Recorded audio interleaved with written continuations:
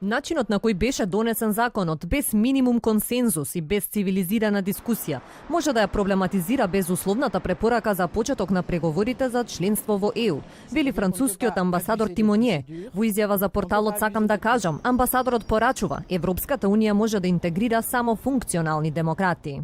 Вчера беше разочарувачки ден бидејќи видовме настани за кои мислевме дека веќе сме им го свртиле грбот.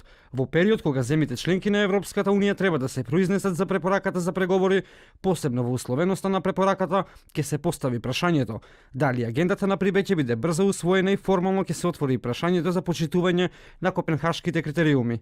Европската унија пак очекува законот за употреба на јазиците да биде испратен до Венецијанската комисија како што е предвидено во планот 369. Портпаролката Маја Коцијанчич изјави дека имплементацијата на законот треба да биде во согласност со европските стандарди.